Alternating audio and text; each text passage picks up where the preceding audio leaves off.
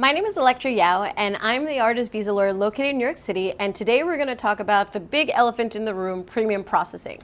So when should you consider premium processing? So philosophically, always. You should always have a sense of urgency when you're working on your O-1 petition or any immigration petition in general.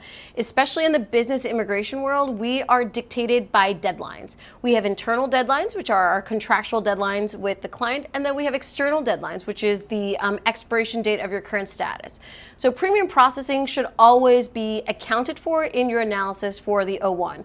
So when you're deciding whether or not to begin your O-1 journey, you should still take into consideration that you may be applying for premium processing.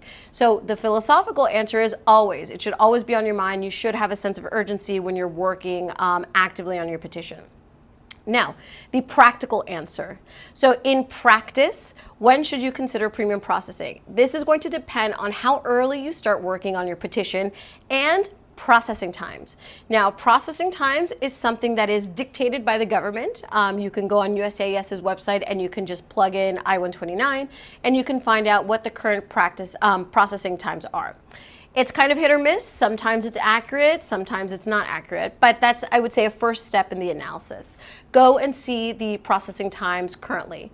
Step number 2 is, when are you going to begin your O-1 process? And are you going to be able to account for the fact that you're going to be taking the long route, that you're not going to be expediting your case? Now, those who have extremely strong petitions where they don't necessarily need to work on updating or elevating their professional profile have more of a choice, right? They can decide, hey, I have met all criteria and I am comfortable waiting until I get my answer. Now, those who are more in the in limbo, where sometimes they might not have all 3 criteria, or sometimes there are certain things that need to be further developed to elevate their professional profile, they have less choices, right? Because strategically they need to decide, do I want to spend most of my OPT or most of my valid time working and elevating my professional profile, or do I want to cut that time short and save money and apply regular processing? You have less choices. One is a strategic choice and one is an economic choice. It's going to be based on what you can or cannot do. From an anecdotal perspective, so what happens in the day-to-day of our law practice and the types of clients that we represent, we almost never file regular processing case. And it's because of 2 reasons. So number 1 is clients are anxious and they want to know the answer. The reason why they want to know the answer very quickly is because they need to feel comfortable with a plan B, which in the immigration context is never a bad thing. Having a plan B, having a backup plan just in case the O-1 doesn't get approved, right? It's a reality that must be accepted. And number 2, just so that they can maximize most of their OPT time without having to worry about, oh, am I filing too late during my grace period? Those are the 2 reasons why you would consider, why our clients file premium processing. These reasons might not resonate with you, and you can always upgrade your case. You can always file your case regular processing and then upgrade it to premium. It's not a big deal. It involves us sending a letter to USCIS. So it's not that you are stuck in one category or another. In the premium category, you cannot downgrade unless the government has not made a decision within the statutory time frame that is dictated by the law.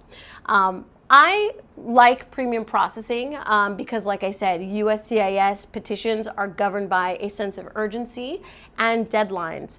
And I think it's also good time management, so that if the client does need a plan B, or if the client does feel anxious, that time frame of 3 weeks is very different from a time frame of 4 months, where the anxiety that you might feel waiting 4 months is going to be different than the anxiety you feel waiting for 3 weeks. A follow-up question that I always get is, do I see premium cases getting RFE'd more compared to non-premium cases? And in my experience, for our clients and our firm, the answer is no. Most of our clients, I'd say 98% of our clients, file regular premium processing.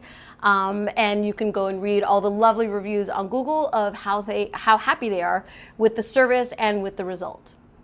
So I hope that this was helpful. Premium processing is kind of a tricky subject because it's not necessarily a legal question. It's more of a how do you feel question and whether or not you can afford this additional service from the government. So it's going to be very personal to you, very personal to how you process information, and very personal to your current economic state. So please follow for more videos about the O-1 visa. I think it's very important right now to follow and to get as much information as possible, especially this nuanced information. Thank you for watching.